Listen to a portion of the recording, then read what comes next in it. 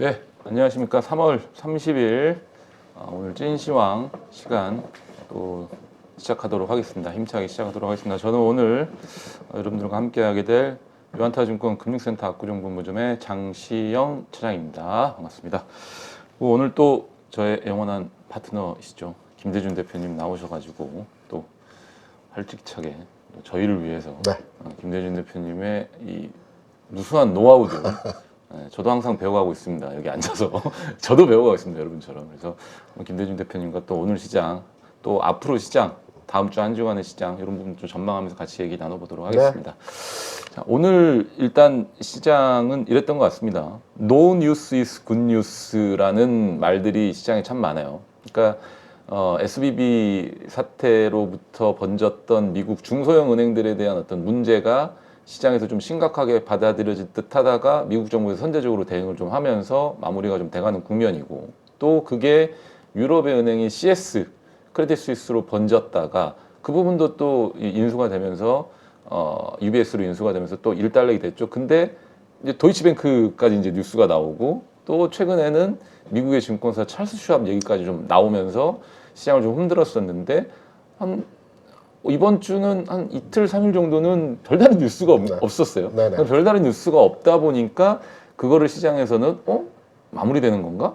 아무런 소식이 없었어요. 어떻게 진행된다 이런 얘기가 없다 보니 그런 아무런 뉴스가 없는 게 오히려 굿뉴스로 받아들여지면서 시장의 공포 심리도 이제 차츰 익스트림리 피어에서 피어 구간에서 이제는 조금 뉴트럴 단계로 넘어가는 그 국면까지 온 것 같습니다. 그러면서 국내 시장 같은 경우는 요 그림 하나로 좀 정리가 될 것 같아요.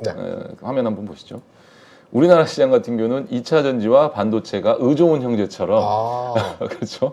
서로 쌀가마를 주고받으면서 하루는 2차 전지가 오르고 2차 전지가 빠지면 반도체가 오르고, 그러니까 어제는 사실 에코프로가 또 급등을 하면서 반도체 OLED 관련된 종목들이 조금 조정을 받았는데, 오늘은 또 2차 전지가 뭐 몇몇 종목은 올라가긴 했습니다만 에코프로라든지 일부 종목들이 그렇게 크게 시장에서 선방하지 못하면서 반도체 종목들이 그 상승 패턴을 또 이어받으면서 정말 너무나도 눈에 확연한 순환매 장세가 지속이 되고 있습니다. 그러니까 그 딱 눈에 보이는 업종 내에서만 순환매 장세가 이루어지고 있고, 또 거기에 편승을 해서 일부 로봇이라든지 AI 종목이라든지, 또 우리 또 대표님께서 일전에 한번 또 저한테 힌트를 주셨던 시크리컬 관련된 종목들도 그 안에서 대형주들도 대형주들 안에서도 이제 시크리컬 종목들이죠. 이 틈바구니 안에서 상승과 하락을 반복하는 그런 패턴들을 좀 보여주고 있는 것 같습니다. 그래서 저는 오늘 시장 그리고 앞으로의 시장을 대표님과 한번 얘기를 나눠보고 싶은 게, 이런 어떤 패턴, 2차 전지와 반도체가 서로 주고받는 패턴. 그러니까 반도체 얘기는 제가 지난주 방송 쉬고 지지난주에 대표님과 같이 얘기할 때 좋을 것 같다라는 얘기를 서로 같이 나눴었단 말이죠.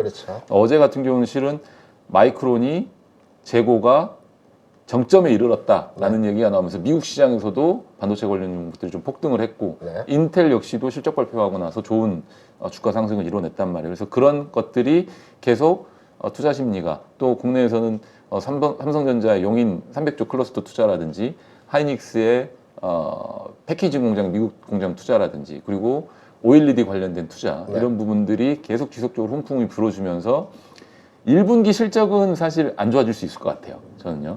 1분기 실적은 어쨌든 디램 분위기가 아직까지는 개선된 게 아니기 때문에 1분기 실적에 대한 기대치는 버려두지만, 어차피 반도체 사이클은 투자 사이클이라 한다면 투자가 지속된다고 했을 때 향후 경기가 좋아졌었을 때의 실적을 온전히 다 받을 수 있을 것이다 라는 어떤 얘기들이 좀 있는 것 같은데, 그 부분들을 가지고 반도체라든지 이런 부분들이 계속 갈 수 있을 것인지에 대한 고민, 그리고 2차 전지도 그와 마찬가지로 반도체와 서로 수급 경쟁을 하면서 순환매 장세가 이루어질 것인지, 그리고 이제 우리가 사랑하는 또 시크리컬 관련 종목들에 대해서 몇 개 또 얘기를 나눠보고 싶고, 그리고 하나는 이 비트코인 시장이 좀 꿈틀거리고 있는 것 같아요. 물론 이제 아직 고점 대비해서는 한참 남았지만 여러분들께 이제 코인 시장에 대해서 뭐 접근하시라는 말씀드린 게 아니라, 대표님도 아시다시피 코인 시장이 좀 활발하게 움직인다고 하면 유동성 지표가 이게 긍정적으로 좀 확인이 되는 부분이 있잖아요. 그러면은 이 국내 주식 시장에도 어느 정도에는 또는 글로벌 주식 시장에서도 좋은 영향을 미칠 수 있으니까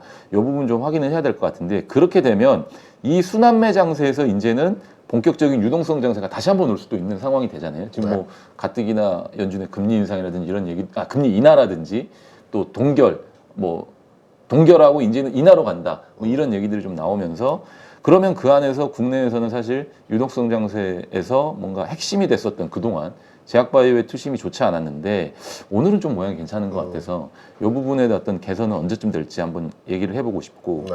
그리고 장 마판에 삼성전자가 이제 그 로봇 관련된 이족보행 뭐 관련된 어떤 걷는 거를 좀 도와주는 그 로봇을 만든다라고 얘기가 나오면서 장 마판의 로봇 종목들도 좀 꿈틀거렸었던 것 같고 네. 그리고 챗 GPT가 시장에서 진짜 어떻게 보면 이 챗 GPT가 나오면서 또 반도체 쪽에 훈풍이 또 불어진 것도 있단 말이에요. 그렇죠. 그래서 이 챗 GPT 관련된 인공지능 AI 시장 뭐 제가 방송 시작하기 전에 임 대표님과 잠깐 얘기를 나눴는데 네. 저희 방송에도 나왔다고 합니다. 강한구 대표라고 하시는데 그분이 챗 GPT를 이용해서 2주 만에 책을 썼다 그러더라고요. 2주 만에 책을 챗 GPT를 이용해서 네. 이게 이제 뭐 머릿말이라든지 이런 부분들을 혼합해 가지고 네. 그렇게 해서 주식 관련된 책을 썼다고 하는데 그만큼 이제 이 AI 시장이라든지 이런 부분들이 우리가 생각할 수 없을 만큼 빠르게 진화하고 발전해 나가고 있으니까 그렇죠.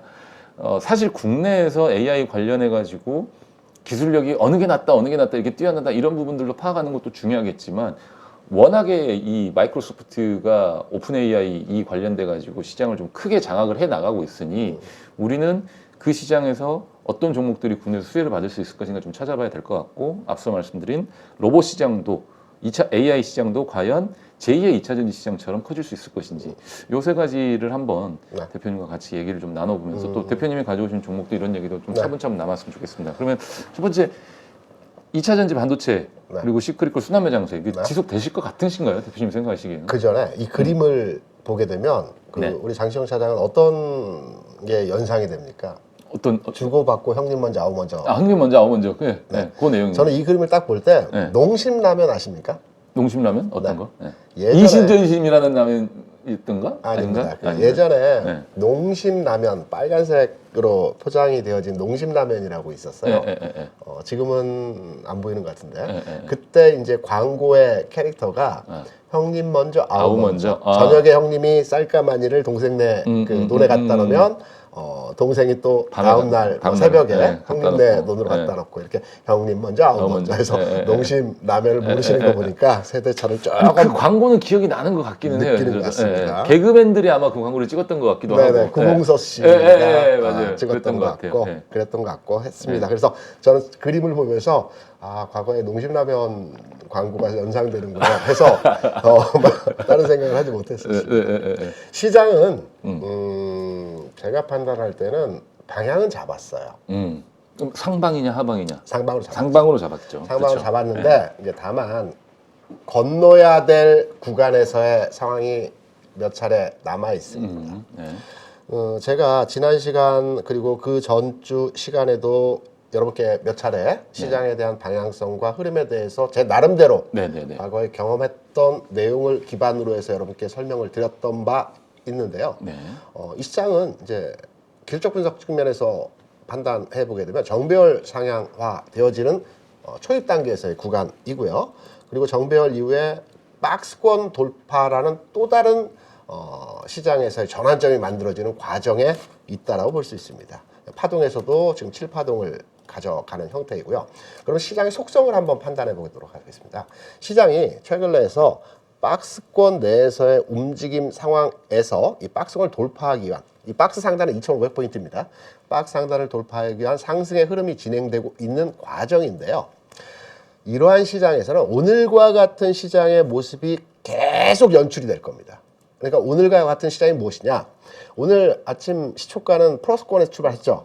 미국 시장의 영향을 받아서 출발했고 10시 전후까지는 시장이 쭉 밀렸습니다. 마이너스 상황까지 밀렸고 장 중반 이후에 플러스 상황으로 돌려놓는 전약 구강이라고 해야 될까요? 전형적인 강세장 패턴에 나오는 현상이죠. 전약 구강. 이런 패턴의 시장이 매일 연속될 겁니다. 그 사실 우리가 코로나 시절에도 그런 경험들을 많이 했었거든요. 네.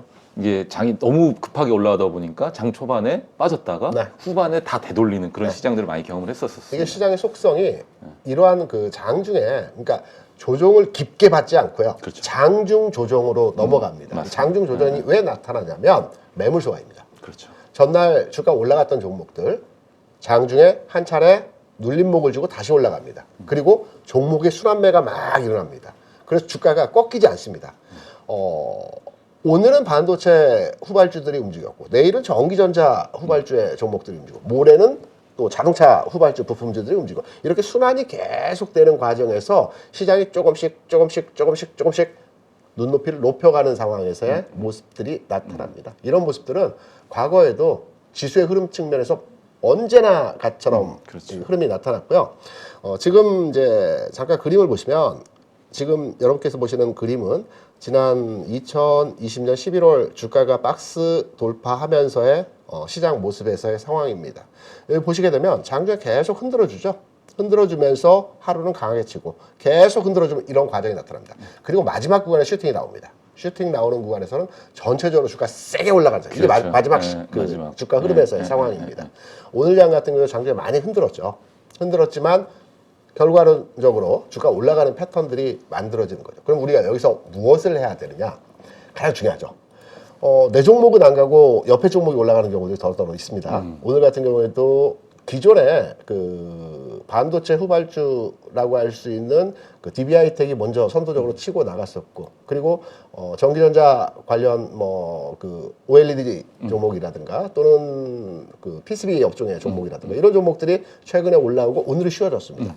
그러다 보니까 오늘 장에서는 또 자동차 부품주들이 또 올라가죠. 안 움직이면서. 그렇죠. 이런 종목들이 또 바닥점에서 치고 올라와주면서 순환매 성격에서의 시장 상황은 굉장히 좋아지는 흐름들에서의 그림들이 만들어지고 있거든요. 이런 장이 앞으로도 계속 돌아간다. 그렇다면 주식 투자 전략적인 측면에서 내가 지금 올라가고 있는 종목을 쫓아가서 매매를 할 것이냐, 아니면 내가 가진 종목에 대해서, 보유한 종목에 대해서 조금 기다려보는 대응으로의 시장 전략을 가져갈 것이냐는 판단을 두고 본다면, 저는 내가 가지고 있는 종목에 대해서 보유하는 측면으로서의 시장 대응이 현 시장에서는 유효하다고 볼 수 있습니다. 어차피 순서는 돌아오니까. 돌아옵니다. 돌아오니까. 하루, 이틀, 3, 4일 늦을 뿐입니다. 네. 단, 그리고 나서 일정 구간에서의 흐름이 진행된 다음에는 시장의 체질이 바뀝니다. 이때 주도주가 나옵니다. 지금 주도주가 없습니다. 시장에서 전체로 반도체, 전기전자, 자동차가 돌아가면서 순환매로서의 시장을 또 받쳐주는 형태로서의 모습이 나타난 거고요. 2,500포인트라고 말씀드렸죠. 최근래에서의 박스, 아주 강력한 박스 구간이거든요. 2,500포인트를 돌파하는 과정에서 시장은 체질이 바뀝니다. 이 체질이 바뀌는 과정에서 주도주가 나타납니다. 이 주도주가 나타나는 과정에서의 모습을 판단할 때 이 그림을 한번 보시면 조금 이해가 좀 빠르게 이해되실 것이라고 판단됩니다. 2,500포인트가 왜 굉장히 중요한 구간에서의 흐름이라고 우리가 판단하냐면 2,500포인트를 전후로 해서 고점, 그러니까 박스의 상단부가 2,500포인트입니다. 지금 앞전 거래 집중 구간도 마찬가지고요. 지난 8월에서부터 큰 박스의 흐름을 만들어주는 과정에서 고점 라인이 2,500포인트입니다. 가장 거래가 많이 됐던 구간입니다. 그래서 주가는 항상 저항 구간, 이 부분을 돌파하기 위해서는 매물 소화 과정의 흐름들이 진행이 되는 것입니다. 오늘, 내일 미국에서는 주요 지표가 발표될 예정에 있습니다. IRA에 대한 추가 그 내용에 대한 발표가 있고요. 그리고 GDP 발표가 있고 PC 개인 소비 지출에 대한 발표가 있습니다. 방금 전에 우리 장시영 차장이 그간의 그 은행 업종에 대한 악재가 해소되는 과정에서 시장의 체질이 바뀌고 있다라고 말씀을 해주셨는데요. 시장은 항상 바닥을 찍을 때 바닥 찍기 전에 악재가 계속 터져 나옵니다. 공포로의 시장 분위기를 만들어가죠. 이러한 과정에서 악재가 하나, 둘 해결되면서 바닥을 찍습니다. 그리고 나서는 무엇이냐면 악재가 호재로 변합니다. 기존까지는 분명히 이 내용은 악재였는데 PC 발표, 개인 소비 지출이 나쁘게 나왔다. 악재이죠. 그런데 시장에서는 이걸 호재로 반응하는 겁니다. 아, 지금까지 나빴기 때문에 앞으로는 좋아질 것이다. 앞서 마이크론에 대한 실적 얘기를 잠깐 말씀하셨죠. 마이크론 지난 분기에 실적 좋지 않았습니다. 앞으로의 실적 전망치가 좋다라는 시장의 의견으로 인해서 상승하는 거죠. 그래서 시장의 체질이 바뀌는 과정에서 악재가 해소되고요. 이제는 악재가 나오더라도 호재로 반응하는 겁니다. 시장에서. 안 좋은 거 다 나왔다. 이제부터는 좋은 게 나올 수밖에 없는 시장이다. 그래서 시장의 분위기가 바뀌는 겁니다.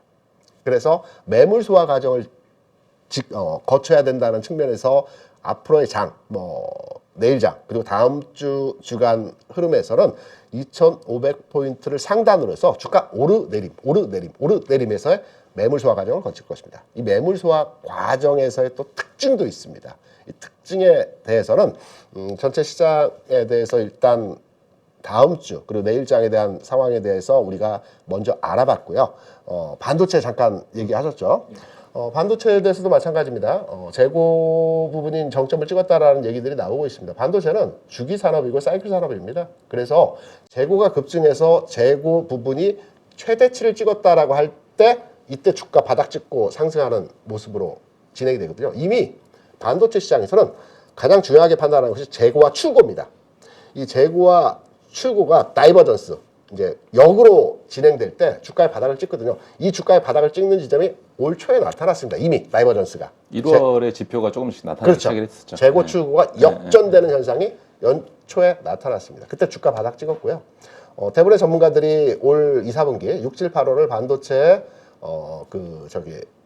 저점이라고, 업황의 저점이라고 판단을 하고 있습니다. 그래서 업황의 저점을 판단했을 때 주가는 선행적으로 6개월 이전 단계에서 가격의 바닥을 찍어준다라는 측면. 그러니까 주가라고 하는 것은 6개월 뒤에 기업 가치에 대한 현재 가격이라는 측면을 우리가 판단해 보게 되면 삼성전자를 비롯해서 기존의 반도체 업종의 종목들은 이미 지난 1월, 지난 12월에 바닥을 찍고 지금은 안착한 이후에 한 단계 레벨업 되어져서 상승 전환 직전 단계에서의 흐름이다. 이렇게 예상을 할 수가 있습니다.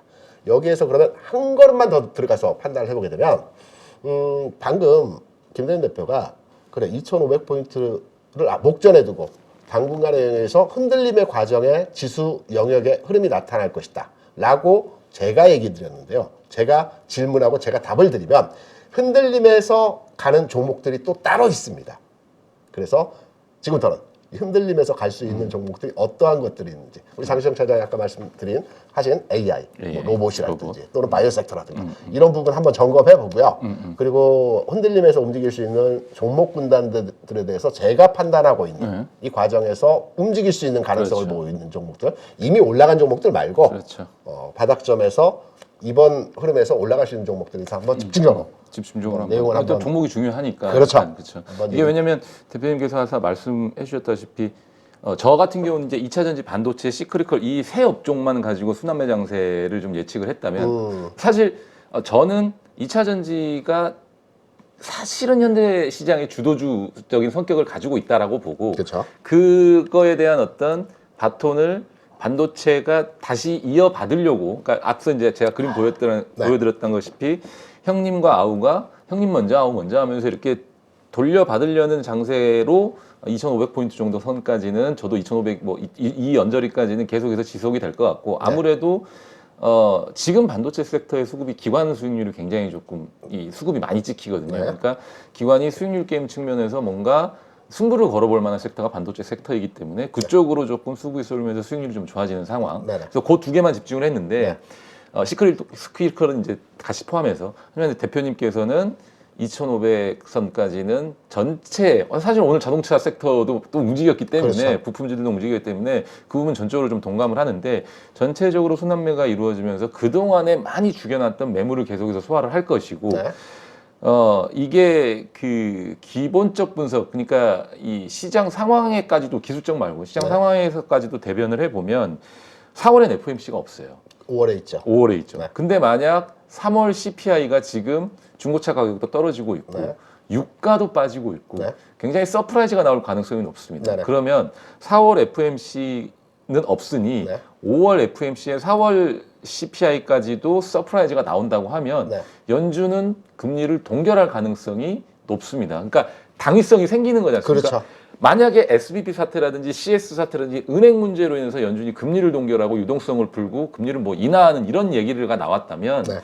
미국 스스로가 체력이 약하다라는 거를 스스로가 내벼쳐 버리는 거죠. 나 그렇죠. 시장에 좀 자신 없어. 그러니까 나 금리 빨리 낮춰가지고 이거 해결할래. 네. 이렇게 겁먹은 듯한 어떤 제스처를 취하게 되는 거라 시장이 오히려 더 움츠러들 뻔했는데 그렇죠.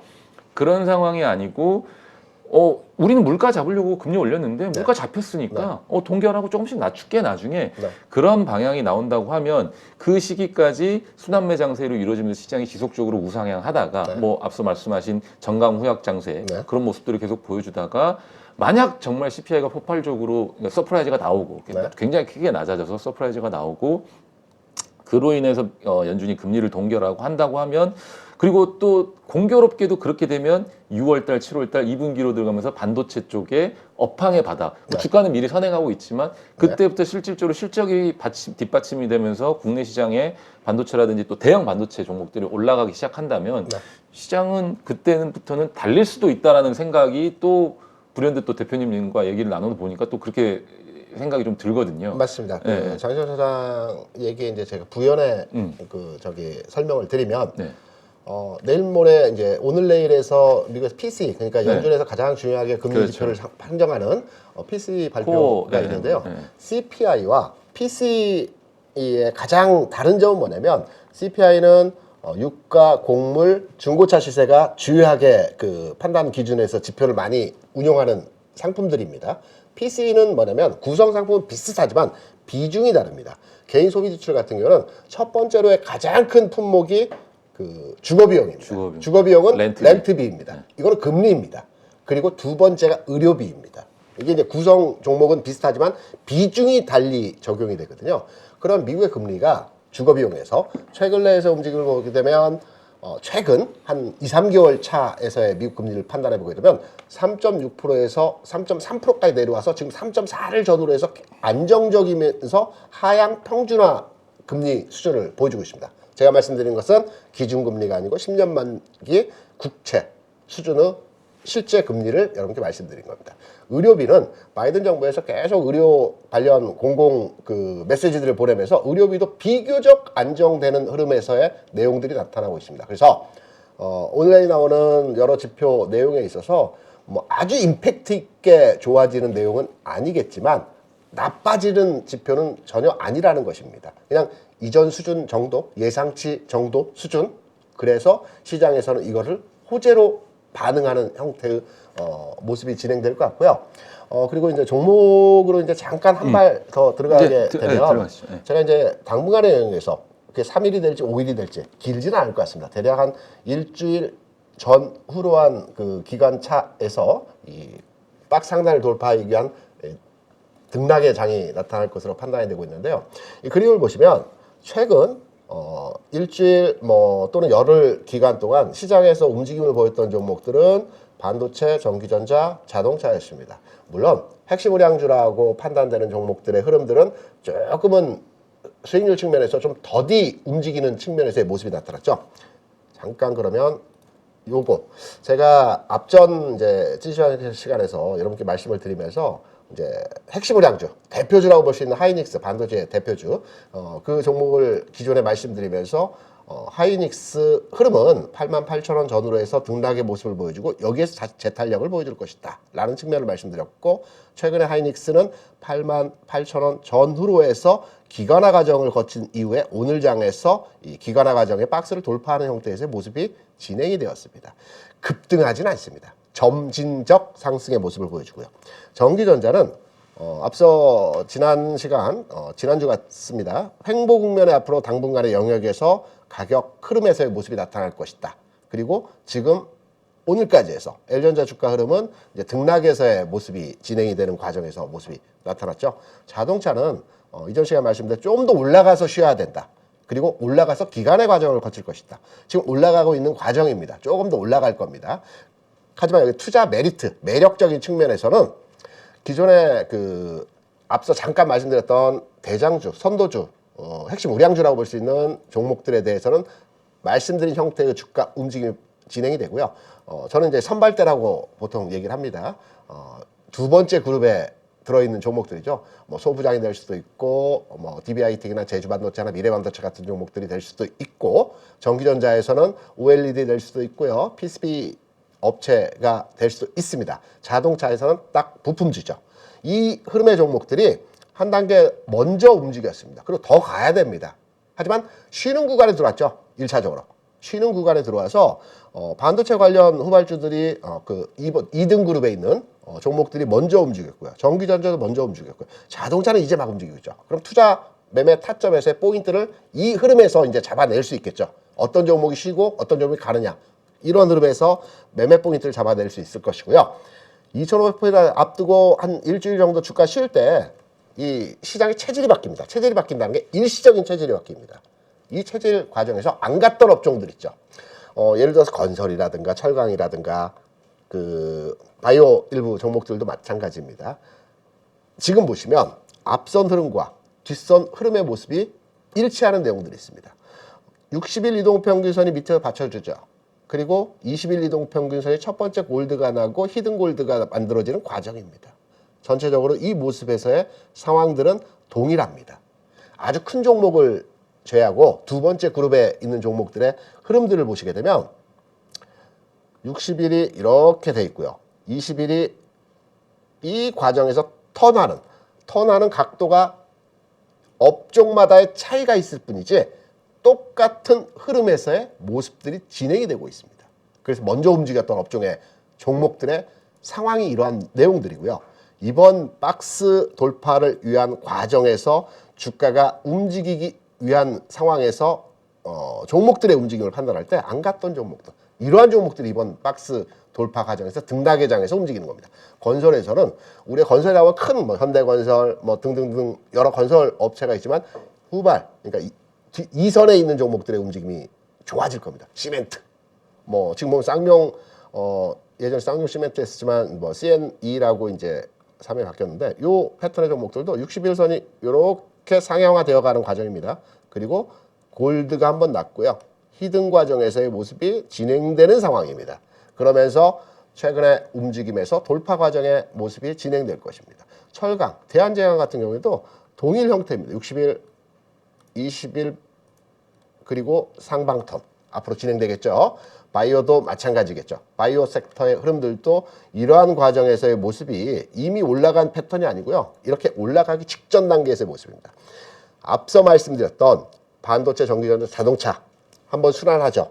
그리고 이 박스권 돌파 직전 단계에서의 종목 간의 움직임에서 안 갔던 뭐 철강, 건설 등등등 이런 업종의 종목들이 지금 말씀드린 모양새를 갖춰가면서 이제 이 종목들이 움직입니다. 그래서 지금 장이 쉬우면서도 어려운 장입니다. 기다리면 내 종목이 가겠지만 이왕이면 조금 더 시장에서 능동적인 수익률 확보를 위해서는 움직이 직전 단계에서의 종목으로 매매를 해야 되는 것이 좀 수익률을 확보할 수 있는 전략이기 때문에 이런 시장에서 흐름들을 잘 판단하셔서 좀 빠른 매매를 가능하다라고 하면 이런 빠른 매매에서의 능동적 대응도 가능하고요. 이렇게 시장이 한번 딱 움직이고 나서 2,500포인트를 돌파하지 않습니까? 그러면 전체 종목들이 키 맞추기 위해서 순환매에 의해서 적정 수준에서의 가격이 다 올라와 있습니다. 그때는 한번 돌았기 때문에. 그러면 내가 가지고 있는 종목에 대해서 지금까지 안 갔다. 그리고 이번 흔들림의 과정에서 갈 것 같다. 라고 했을 때 전체 키 맞추기 측면에서 바닥 대비해서 일정 수익률이 다 만들어졌을 겁니다. 그리고 나서 2,500포인트를 돌파해서 주가가 올라갈 때 이때 주도주가 나옵니다. 시장을 끌고 가는 선도주, 주도주, 이때 주도주가 나오는데 이 주도주는 이 박스의 흔들림 과정에서 주도주 판단이 되죠. 어떤 업종의 종목이 갈지에 대해서는 이때 판단이 됩니다. 그때 갈아타기로의 전략으로 대응을 하시면 됩니다. 전체 시장에서의 큰 틀은 2,500을 돌파하게 되면 2,600까지는 진행이 가능합니다. 그래서 이 과정에서의 이제 슈팅이 나오는 구간에서 수익률 게임의 장이 되기 때문에 전체 시장에 대한 전망과 전략을 세워가실 때 다음 주는 흔들림, 그리고 그 다음 주 정도 선에서 지수 관련주 중심의 움직임이고, 그리고 시장을 선도하는 선도주들이 그때 나타나기 때문에 다음 주까지는 내가 가진 종목에 대해서 좀 흔들림이 있더라도 좀 끌고 가는 형태로서의 모습을 대응으로 시장을 가져가시면 될 것 같습니다. 그래서 이제 제약바이오 관련된 얘기들도 하셨으니까 네네. 그거 관련해서 종목을 좀 보면 네. 최근에 이제 제약바이오 쪽에 훈풍이 좀 불어닥치려고 하다가 네. 사실 이 제약바이오의 큰형님 격인 이제 셀트리온이 좀 올라줘야 되거든요. 그렇죠. 서정진 회장이 긴급 복귀를 했었는데 네. 주총 때 나와서 M&A 얘기도 했었고 또 그 3사 합병 관련된 얘기도 했었는데 주가는 영 사실 힘을 못 쓰고 내주저 앉았단 말이에요. 네네. 그러면서 그때 제약바이오 쪽에 뭔가 수급이 좀 들어왔던 부분들이 셀트리온과 셀트리온 그룹주로 흘러간 게 아니라 이슈가 나오면서 삼천단 제약이 지금 시가총액이 대략 한 1조 8천억 정도 되는데 고점 돌파죠. 예, 얘가 고점을 돌파하면서 2조, 3조를 향해서 만약에 달려가 버린다고 하면 네. 이 어마어마한 거래량을 가지고 달려가 버린다고 하면 이쪽 섹터로의 어떤 수급의 유입이 네. 좀 빠르게 이루어질 수도 있다라는 좀 생각을 하고 있습니다. 제약바이오 관련된 종목들에. 그렇죠. 그래서 물론 오늘 그렇게 관련해서 뭔가 투심이 살짝씩 개선이 되기 시작하면서 일부 바이오 종목들이 좀 좋았고 네. 저는 사실 이제 그 중에 종목을 하나 좀 말씀을 드리면 이오플로우를 좀 좋게 보고 있는데 이 회사 같은 경우는 이 당뇨 패치를 만들고 있습니다. 그래서 패치를 붙이면 펌프가 알아서 이 당뇨 수치를 점검을 해서 부족하면 채워주고 그런 어떤 역할을 하는 네. 제품을 만들어서 파는데 인슐렛이라는 미국 회사와 함께 패치형 제품은 사실은 글로벌리하게 이 회사하고 미국의 인슐렛 이 두 회사밖에 만들지 못하거든요. 근데 네. 무슨 일이 있었냐면 이날이죠. 아마 요날일 겁니다. 요날 인슐렛이 소송을 걸었습니다. 이오플로우에. 독일에서 소송을 걸었는데 1차로 졌습니다. 그래서 대표이사가 나와서 이거 뭐 다 예상했던 거고 우리 알아서 대응할 거고 네. 이거 뭐 법적으로 다시 항소하고 해서 알아서 잘 마무리하겠다. 네. 이런 얘기를 했단 말이에요. 자신감 있게 너무 사실 소송이 걸리면 작은 회사지 않습니까? 미국의 그렇죠. 인슐렛은 좀 큰 회사인데 큰 회사가 작은 회사에 소송을 걸어서 일을 못하게 하는데 네. 작은 회사가 걱정 마 이렇게 얘기해버리니 주가는 바로 반응을 해서 이 추세를 무너뜨릴 뻔한 요 자리에서 추세를 무너뜨릴 뻔한 그 공포를 이겨내고 지금 다시 상승해서 추세를 만들고 있단 말이죠. 그럼 장기적으로 봤을 때도 긴 하락 추세를 끝내고 이 어마어마한 거래량이 매물을 이렇게 겹겹이 이 구간에 겹겹이 쌓여있던 매물을 막 소화해 나가면서 싸우고 있단 그렇죠. 말이에요. 그리고 또 하나 중요한 이슈가 뭐냐면 이어플로우 같은 경우는 메드트로닉이라는 인슐렛의 경쟁 회사, 미국의 경쟁 회사입니다. 시총이 잠시만요, 이게 상장이 돼 있는 회사인데 그 해외 종목을 네네. 찾으시는 거죠? 네.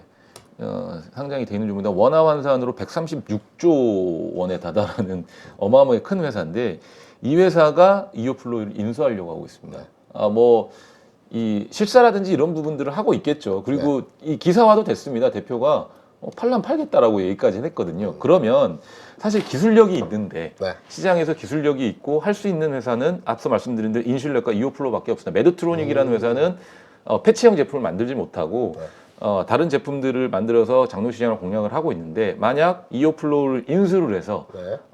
패치형 제품을 라인업에 가지게 된다고 하면 마케팅이 어마어마하게 이루어질 거거든요. 뭐 136조 원의 제약바이오 회사니 의료기기 회사니 이오플로우 같은 회사가 단독으로 미국 시장에 진출하고 유럽 시장에 진출해서 장사를 하는 것보다는 훨씬 더 유리한 조건으로 장사를 할 수 있단 말이죠. 그래서 저 개인적으로는 그런 이슈들을 계속 끌고 가면서 앞서 말씀드린 3,000단 제약을 필두로 해서 수급 개선이 좀 이루어지고 투자 심리가 개선이 된다고 했었을 때는 이런 종목들에 대한 관심도 한번 그런 이슈들이 있으니까 가져볼 필요가 있지 않겠느냐. 더군다나 기술적으로도 하락 이 추세를 마무리 짓고 네. 이미 상승 추세로 돌아선 자리에서 사실 기가 막힌 눌림목 자리거든요. 네. 지금 자리로 봤었을 때는 이렇게 강하게 뚫어놓고 거래량 돈만에 강하게 뚫어놓고 눌림목을 만들고 있는 자리니 매수 타이밍을 잡아보기에는 제약바이오 종목에서 뭔가 종목을 하나 고른다고 하면 이오플로우 같은 종목도 괜찮을 수 있다라고 좀 말씀을 드리고 싶습니다. 저는 제약바이오에서 판단을 해보게 되면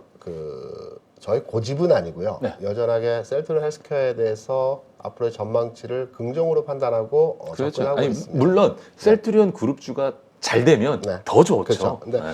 지금 셀트리온 헬스케어 주가를 보게 되면 최근에 이제 그 급격하게 주가 하락의 모습이 진행이 되었습니다. 이유는 얼마 전 주총이 있었죠. 이제 서정재 회장이 뉴스에는 그렇게 나옵니다. 무려 5시간 동안 연단에 서서 주주들과 어떤 그 대화, 그러니까 질문에 대해서 질의응답을 했다라는, 장장 5시간 동안 했다라는 측면인데요.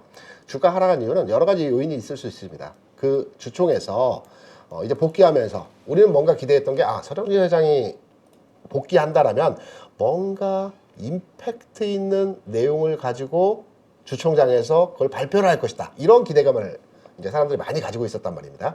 그런데 실제 주총장에서 특별하게, 그러니까 회사에 대한 어떤 장기적인 플랜의 비전을 발표하긴 했습니다.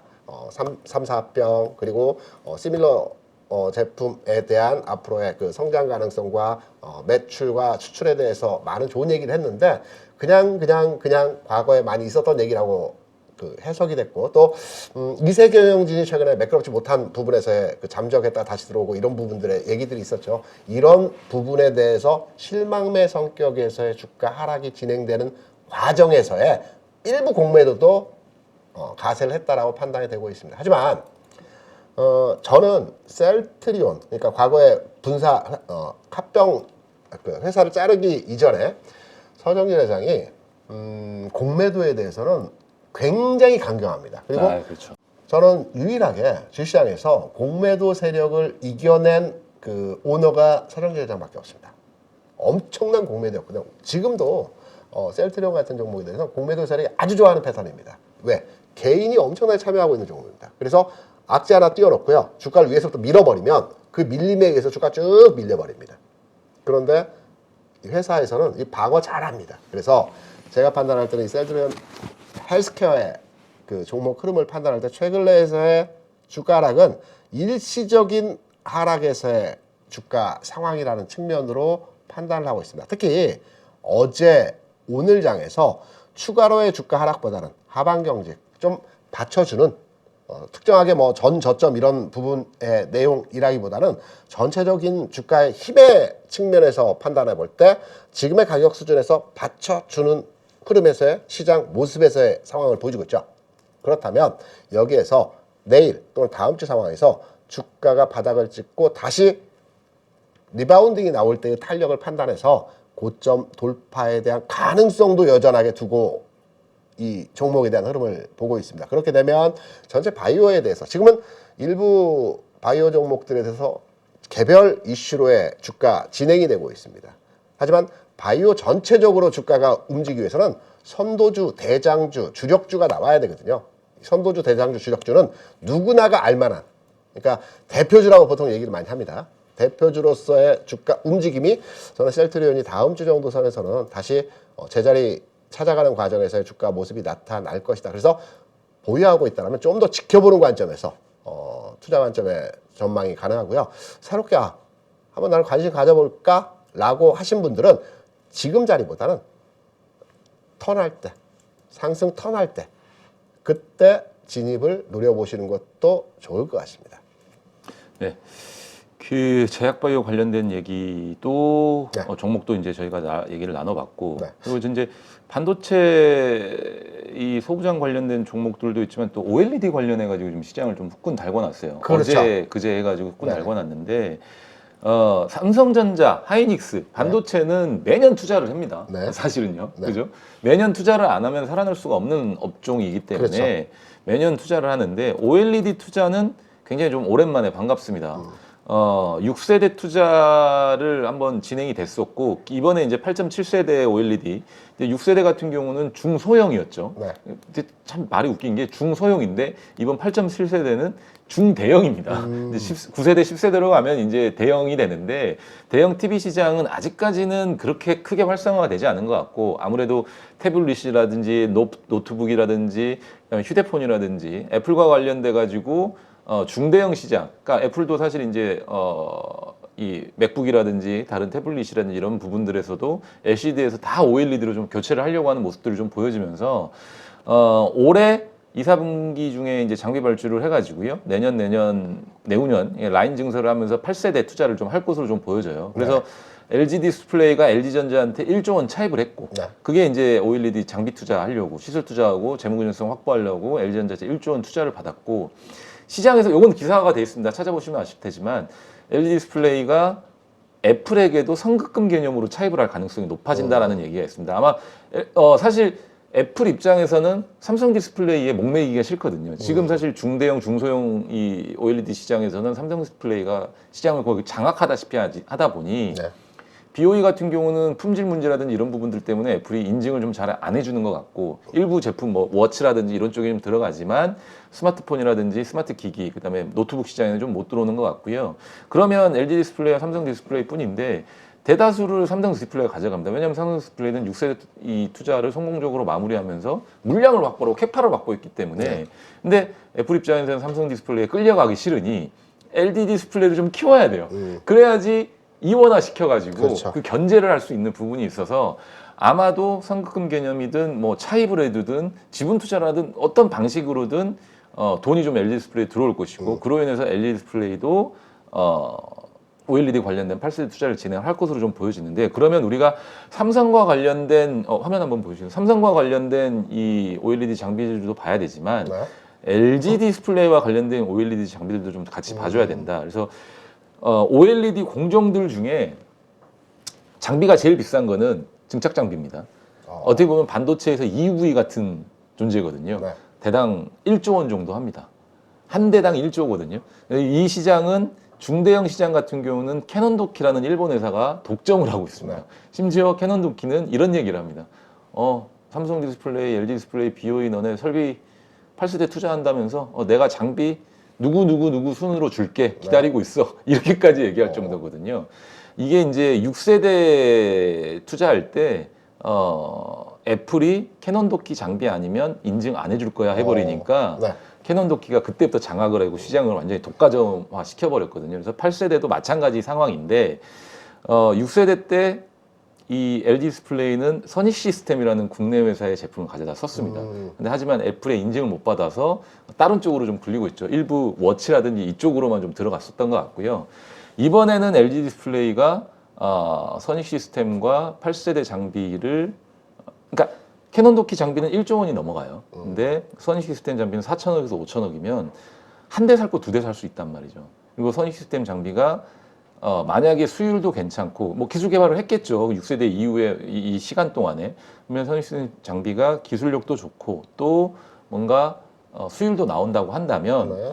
애플에서 인증을 안 해줄 리가 없습니다. 그래서 애플에서 이번에 그런 기대감들이 있어서 얼마 전에 상한가를 한번 갔었고 지금도 주가가 좀 좋은 상황인데 앞으로도 이 선익 시스템에 대한 종목에 대한 관심은 좀 계속해서 필요할 것 같고 이 디스플레이 관련된 종목에서는요. 그리고 원익 IPS도 봉지 공정에서는 이 거의 뭐 주성 엔지니어링 LG 쪽은 주성 엔지니어링 삼성은 원익 IPS 이렇게 나눠져 있거든요. 그래서 이 두 종목들도 한번 관심 있게 좀 지켜보실 필요가 있다라는 거고요. 그리고 마지막으로 이제 하나 LX 세미콘 DDI라든지 TC 컨트롤러 전자제품에 들어가는 화질 개선해주는 이 반도체 칩들인데 LX 세미콘의 이 시장 점유율이 굉장히 높습니다. 뭐 제가 알기로는 거의 뭐 글로벌 1위 하고 있는 정도의 회사인데 무겁긴 합니다만 실적에 대한 증가 전망치가 굉장히 좋으니까 요 관련된 종목들도 잘 살펴보시면 좋을 것 같다라고 해서 요 정도로 좀 종목들을 좀 마무리해주고 싶고 마지막으로 이제 제 마음속에 하나 품어 있는 종목 하나가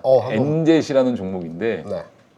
신규 상장 종목이고 얘는 제가 방송에 수차례 말씀을 드렸습니다. 네. 수차례 말씀드렸는데 신규 상장 종목인데 이게 추세가 자 보십시오. 요렇게 하다가 이 구간에서부터 5일선을 타고 추세를 만들기 21선을 타고 추세를 만들기 시작을 했습니다. 이렇게 만들기 시작했는데 그 뒤로 갑자기 무슨 일이 벌어지냐면 이렇게 보면은 그 다음 날도 올라갈 것 같거든요. 그렇죠. 눌림목 딱 만들어줄 것 같은데 거래량이 하루 일 거래량이 신규 상장 종목인데 20만 주가 안 되던 종목이 이날 하루에만 780만 주가 터집니다. 얘가 이날 제가 이제 거래를 하루 종일 봤었는데 네네. 창구가 기가 막히게 똑같습니다.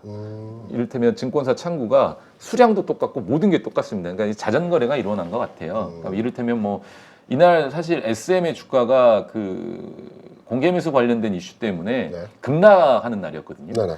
그러면서 이제 이 회사의 주가가 빠졌는데 제가 개인적으로 그냥 이거는 추측하는 겁니다. 근데 CFD 계좌에서 반대 매매 관련된 상황들이 SM 종목이라든지 기타 종목으로 좀 발생할 것 같으니 이 종목은 계속해서 올라왔었잖아요, 시장에서. 그렇죠. 그랬더니 팔 수 있는 종목이니 반대 매매가 나가지 않게 CFD에 있는 계좌를 본인의 다른 계좌들로 넘기면서 자전거래가 좀 이루어졌던 것 같아요. 그리고 나서 주가가 다시 우상향하는 이런 모습을 좀 보여주고 있습니다. 다시 거래량이 실리면서 이런 모습들을 보여주고 있는데 제가 왜 이런 패턴들을 좋아하냐면 사실 우리 개인 투자자 여러분들은 이런 상황에 다 쫄거든요. 무섭죠. 거래가 없는데 갑자기 700만 주가 터지면서 매도를 때려버리고 외국인 그렇죠. 매도가 이날 수급을 한번 보시면 이렇게 주가를 음봉으로 세게 밀어버리면서 추세를 깰 때에는 그렇죠. 이 가지고 있기가 너무 힘듭니다, 실제적으로. 원래대로라면 요때 사실 외국인들이 계속 이 주식을 끌어올렸었거든요. 근데 요날 32만 주를 털어내면서 공포감을 심어준 거거든요. 그래서 그러니까 이런 상황에서 사실은 주식을 계속 들고 있기가 무서운 상황인데 결국은 제가 하고 싶은 말은 뭐냐면 가는 주식들은 한 번씩 이렇게 세게 죽이고 가더라고요. 최근에 이런 종목들이 좀 많이 나옵니다. 그래서 모양새들이 많이 나오는 게 엔젯도 엔젯이지만 하나 더 말씀드리면 글로벌 텍스프리라는 종목도요. 보시게 되면 뭐 이제 중국이 관련해 가지고 무비자 입국이라든지 또 중국 관광객들 많아지고 좋은 리포트가 나왔죠. ASP가 3배 이상 증가한다 이런 내용이 나왔는데 이 주식도 보면 차트가 요렇게 우상하면서 이슈 받아가면서 거래량 실리면서 올라갈 듯 하다가 여기서 패대기 쳐버리거든요. 그러네요.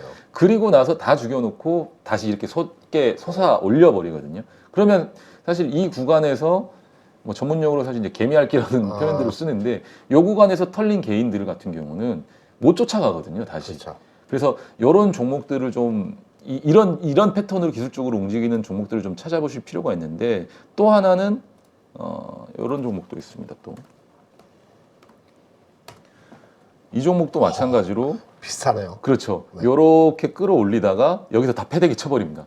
어마어마한 또 매도 거래를 터뜨리면서 패대기 쳐놓고 여기서 기가 막히게 지켜주면서 다시 이렇게 솟아올리게 만들어버리는데 이런 종목들의 패턴을 가지고 있는 종목들은 시장에서 뭐 토비스는 아시다시피 이제 또 중국 카지노 관련해서 디스플레이 관련된 이 이슈도 있고 또 하나 LG 디스플레이와 관련된 전장 관련된 이슈도 있거든요. 자동차 부품 쪽에 디스플레이를 공급을 하니 전장 관련된 이슈도 있으니까 토비스도 앞서 말씀드린 패턴들과 비슷하게 좀 움직이는 상황이니까 잘 살펴보시면 좋을 것 같아서 엔젯 그리고 글로벌 텍스프리 토비스 세 개 회사가 좀 공이 좀 비슷한 흐름으로 움직이니까 엔젯 같은 경우도 좀 잘 살펴보시면 좋을 것 같아요. 그 LG 디스플레이에 대해서 제가 또 한 번 부연해 말씀을 드리면 패턴 자체에서의 흐름은 이제 앞서 자세하게 이제 설명을 해주셨기 때문에 LG 디스플레이 최근 상황에서의 주가 흐름과 과거에 그러니까 최근 추세적인 흐름에서의 모습을 이제 말씀을 드리면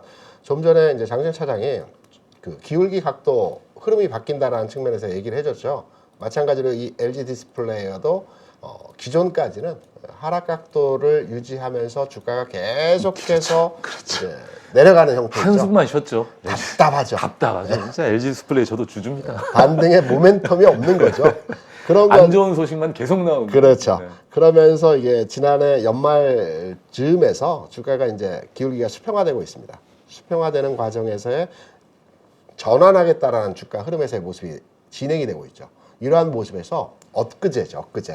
주가가 장중에 10% 이상 상승을 줬습니다. 그때 거래량 어마어마했죠. 놀랬습니다. 저 LG 그날이 아마 그날일 겁니다. 그 네. LG전자로부터 1조 원 차입한 날. 그렇죠. 그날이죠. 네. 이렇게 탄력이 좋은 흐름은 제가 정말 오랜만에 보는 것 같다. 소리 질렀습니다. 네.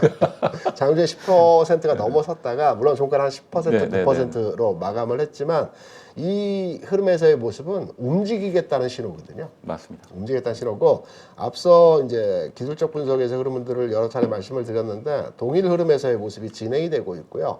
오늘 어제 주가 상황에서의 모습을 보게 되면 아주 견조합니다. 받쳐주죠. 이전과는 다른 상황에서의 모습입니다. 맞습니다. 이전에는 이렇게 급등하고 거래량 실리고 위에서 밀리게 되면 음봉으로 땅땅땅 밀려버립니다. 그리고 그런 이슈가 나왔을 때 윗꼬리를 아주 길게 달면서 다음날에 희망까지 없애버리는. 그렇죠. 예, 그래서 그런 모습인데 지금 모습에서의 상황을 보게 되면 이거 가겠다는 모습이거든요. 네, 맞습니다. 매물을 소화하면서 돌파하겠다는 모습이거든요. 그렇다면 기존까지는 LG 디스플레이는 누구도 쳐다보지 않았습니다. 아, 이 종목 못 가는 종목이야. 무거워.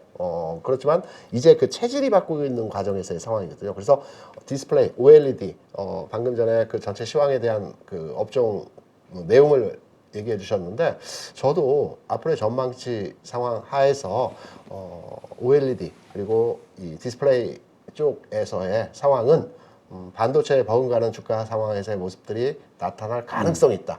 그렇죠. 관심 갖고 눈여겨볼 필요 있다. 관심 종목에 끼워 놔야 될 종목이다. 그렇죠. 라는 측면으로 요 LG 디스플레이에 대해서 주목하고 있습니다. 이제. 그러니까 없었던 투자가 이루어지고 네. 또 그 투자가 이루어진다라는 거는 전방 산업에 대한 확신이 있다라는 거거든요. 그렇죠. 수요가 있다라는 얘기이기 네. 때문에 그 대상이 사실 애플 하나뿐만일 수도 있겠지만 네. 뭐 지금 사실 전자기기 쪽에서 뭐 삼성 다음으로 시장을 장악하고 있는 게 애플이 더 장악하고 있죠. 그렇죠. 전자기기 수의 대다수를 차지하는 게 애플이기 때문에 애플이 만약 시장을 선도적으로 뭔가 신제품을 출시하고 시장을 선도적으로 좀 움직인다고 하면 관련돼서 디스플레이 업종 내에 이 투자는 그냥 헛돈질을 하는 게 아닌 본격적으로 돈을 벌어들 수 있는 투자가 될 수 있어서 요거는 좀 정말 유의 깊게 여러분들께 좀 살펴보셔야 될 부분이 아닌가라는 생각을 해봅니다. OLED도 마찬가지야. 물론 반도체 무슨 300조 투자하고 100조 투자하고 이만큼의 규모는 아니지만 네네.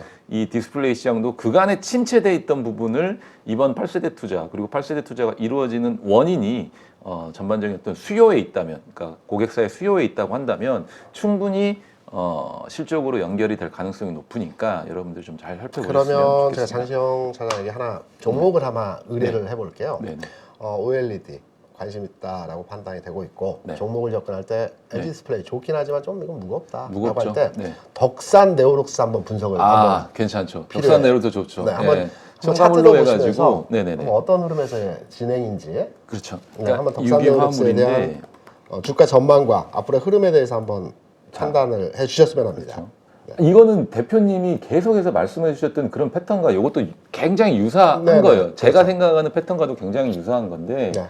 사실 요때는 디스플레이에 대한 기대감이 아예 없었던 시절이고요. 그렇죠. 이게 만약에 죽을 거였으면 요 저항선을 뚫지를 못했어요. 당연하죠. 못 맞습니다. 뚫습니다. 여기서 계속 이렇게 횡보를 해야 됩니다. 그렇죠. 그러다가 또 빠지고 그렇죠. 이렇게 빠졌다가 살짝 올려주고 그렇죠. 또 횡보하고 맞습니다. 이런 모습으로 가야 되는데 정말 중요한 요 구간에서 기술적인 요 구간에서 네. 디스플레이 전반적인 업황이 좋아졌긴 했지만 큰 거래가 실리면서 그렇죠. 매물벽을 뚫었다라는 는 네. 굉장히 의미심장한 그렇죠. 부분이고 네. 또 이게 만약에 LG 디스플레이 투자, 8세대 투자, 삼성 디스플레이 투자 이런 부분들이 향후 2분기, 3분기에 실적으로 이어진다고 한다면 네.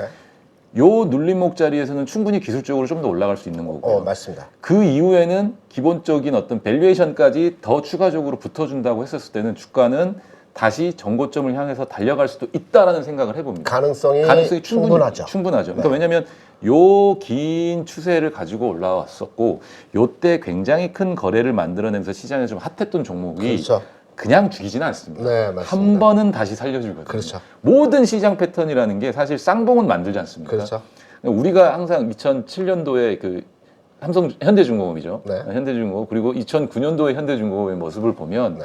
이런 쌍봉의 패턴은 항상 나온다라고 생각을 하고 맞습니다. 저는 그게 이제 시작됐다라고 저는 생각을 하고 네. 있습니다. 디스플레이 종목들 중에 덕산 네오룩스도 그렇고 대부분의 종목들이 이런 패턴들을 그리고 있어서 그럴 가능성이 굉장히 높다라고 저는 생각을 하고 있습니다. 고점 돌파까지는 확인이 안 되었지만 그렇죠. 근처까지의 상승 여력은 있어 보인다. 충분하다라는 네, 거죠. 그러면 그리고 고점 돌파도 사실은 그때 당시 상황에서 앞서 말씀드린 대로 실적이 뒷받침되면은 그렇죠. 충분히 오버슈팅을 할 수도 있는 가능성도 그렇죠. 열려 있는 거죠. 그러면 지금 완전한 바닥은 아니지만 바닥을 돌파해서 네. 매물권 저항 구간을 그렇죠. 돌파한 현 시점에서는 그렇죠. 현 가격 수준에서부터 관심을 갖고 갖고 지켜보면서 일부 편입도 그렇죠. 가능하다라는 접근을 해야 되는 거죠. 그렇죠. 충분히 접근을 네, 해야 되는 거죠. 왜냐하면 우리가 사실 이 구간에서 굳이 주식을 사가지고 네. 헤맬 필요는 없습니다. 네. 요때 2차 전지 좋았거든요. 네, 그렇죠. 매매할 수 있는 종목들이 되게 많았어요. 네. 그리고 이게 투자라든지 이런 부분들이 없고 디스플레이 업황이 죽어버렸다고 하면 네. 여기서 꼬꾸라져 버리면 그렇죠. 한없이 꼬꾸라지는 그렇습니다. 거기 때문에 요 구간에서 굳이 헤맬 필요는 없고요. 이 매물벽을 다 뚫어버린 이 구간에서부터는 우리가 무조건 살펴보셔야 된다. 네. 그리고 그게 거래를 동반했다는 사실. 그게 가장 중요한 것 같습니다. 흔히 제가 시장에서 주식을 살 때 J 커브 직전에 그렇죠. 사람이 하게 되는데 맞습니다. 쉽지 않습니다. 쉽진 않죠. 왜냐하면 어렵- 밑에 가격을 좀 생각을 하게 되니까 네. 아래쪽에 있었던 가격을 생각을 하게 되니까 그렇지만 네. 우리는 용기를 가지고 네. 한 번쯤은 일부 편입을 해보시고 주가의 움직임을 보시면서 네. 추가적으로 좀 더 편입을 할지 말지를 고민을 해보시는 것도 저는 괜찮다고 그렇죠. 생각합니다. 확률적인 측면에서 충분히 네네. 대상 종목으로 지금 진입을 할 수 있는 그렇죠. 네. 매물권 뚫었고 맞습니다. 부담 네. 없고 네, 네. 전체 시장에서의 이슈도 긍정적으로 흘러가고 있고 맞습니다. 그리고 과거의 주가 탄력도 굉장히 탄력적이었던 종목. 좋았던 이런 삼박자 요소를 가지고 있기 그렇습니다. 때문에 네. 관심권에 두고 편입을 일부씩 해가는 것도 다음 주 장 그리고 앞으로의 장세를 대응함에 있어서 맞습니다. 뭐 좋은 투자 방법이라고 생각을 합니다. 맞습니다. 자, 그러면 오늘 또 여러 얘기를 나눠봤습니다. 시장에서 이슈가 되는 반도체, OLED, 제약바이오 그리고 시크릿과 관련된 종목들도 나눠봤고 앞으로 어떤 종목들이 유망할지 여러분들한테 종목에 대한 어떤 아이디어도 좀 많이 제공했던 것 같습니다. 네. 그래서 뭐 저 역시도 대표님과 항상 한 주 이렇게 좀 방송하면 유익한 시간이 되니까 네. 여러분들도 오늘 방송에서 좀 많은 거 얻어가시고 또 매매에 많이 주식 이 투자에 많은 도움이 되셨으면 합니다. 그래서 오늘 시간은 여기서 마무리하도록 하겠고요. 네. 다음 주는 또 제가 한 주 또 방송을 쉬고 네. 대표님이 또 방송을 하시는 걸로 스케줄표가 됐다고 하니까 저는 한 주 쉬고 그 다음 주에 찾아뵙도록 하겠습니다. 대표님 오늘 감사합니다. 고생하셨습니다. 수고하셨습니다. 예, 고생하셨습니다. 오늘 편안한 밤 되십시오. 감사합니다. 베이장의 그 20년 노하우를 가르치는데 제가 이제 그 회원들 밴드를 운영합니다. 그래서 거기에 묻고 답하기 또 종목 같은 경우도 물어보면 답을 하기도 하고 거기서 항상 또 제가 피드백 해주기도 하고 그리고 월 한 2번에서 3번 정도 저녁에 라이브로 1시간 반 정도를 제가 이제 시황 설명을 합니다. 현재 시황에 따라서 어떤 작전으로 해야 되는지 횡례는 강당 기법을 해야 된다든지 신공각 기법을 해야 된다든지 아니면 공매도 기법 해야 된다든지 이렇게 제가 거기에 맞게 시황에 맞게 제가 작전을 이렇게 같이 의논하고 4가지 기법만 잘 활용하면은 이제 수익이 지금 많이 나고 있습니다. 그리고 현재는 강당 기법, 신고가 기법이 유리하고 앞으로 거기에서 수익 날 가능성이 많습니다. 어떤 분들은 성률 한 80% 정도까지 벤처마켓 하니까 수익이 나니까 신기하다. 그리고 주식하는 재미가 있다고 이제 그렇게 반응이 많이 나타나고 있습니다. 소행주나 테마주들은 한두 번 수익 낼 수 있지만은 꾸준하게 수익 모델을 만들 수가 없습니다. 그러나 우량주를 매매하면서 수익 모델을 만든다면은 자기 홀로 서기가 가능한 거죠. 그래서 우량주 위주로 매매를 해야 된다고 저는 생각하고 있습니다. 그냥 시황에 따라서 적절하게 이제 할 수 있도록 제가 교육을 시키고 홀로 설 수 있도록 하는 것이 제 교육의 목표입니다. 하여튼 열심히 해서 개인 투자자들이 돈을 벌 수 있도록 저는 노력하겠습니다.